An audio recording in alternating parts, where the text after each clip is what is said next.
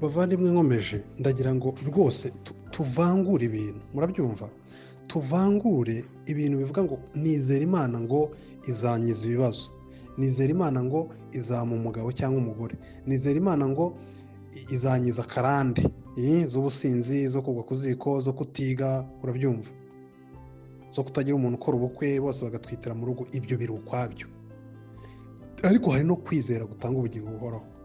Uwagukiza ibyo byose, abo Kristo yazuye bose barongeye barapfa. Murabyumva bavandimwe?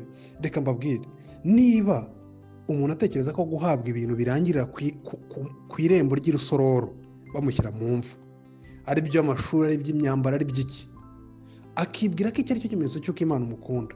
Intumwa zose Imana ntiyazikundaga, kuko zose zapfuye urupfu rubi mu maso y'abantu. Imana ntiyakundaga Abeli, yapfuye ari muto. Umuntu wa mbere wapfuye ku isi yari urubyiruko, Abeli.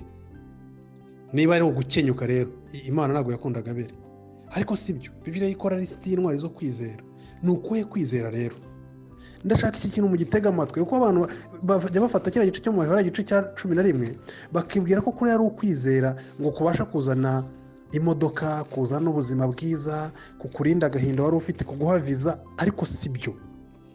Bibiliya ivuga uko kwizera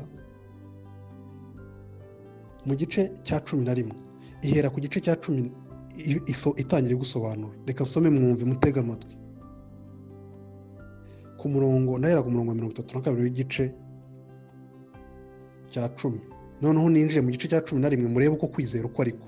Haravuga ngo, ariko mwibuke iminsi ya kera, uburyo mwihanganaga imibabaro y'intambara nyinshi mumaze kuvirwa n'umucyo, ubundi mugahinduka ibishungero, mugatukwa, mukababazwa, ubundi mugasangira imibabaro n'abagirirwa batyo. Murabyumva? Kuri 35, nuko rero nimute ubushizi bw'ubwoba bwanyu bufite ingorane ikomeye, kuko mukwiriye kwihangana kugira ngo nimumara gukora ibyo Imana ishaka muzahabwe ibyasezeranijwe. Haracyasigaye igihe kigufi cyane, kandi uzaza nazatinda, ariko umukiranutsi wanjye azabeshwaho no kwizera. Nyamara nasubira inyuma, umutima wanjye uzamwishimira. Ariko twebweho ntidufite gusubira inyuma ngo turimbuke, ahubwo dufite kwizera kugira ngo tuzakize ubugingo bwacu. Kwizera niko kwatumye, murumva mu gice cya 11 mu murongo wa mbere, ni uvuga ngo twebwe dufite kwizera kuza n'ubugingo bw'iteka. Kwizera kuvugwa 39 niko rero bakomeza basobanura ku gice cya 11 mu murongo wa mbere. Rero ni ukwizera kuza n'ubugingo buhoraho, niko ndimo kuvuga.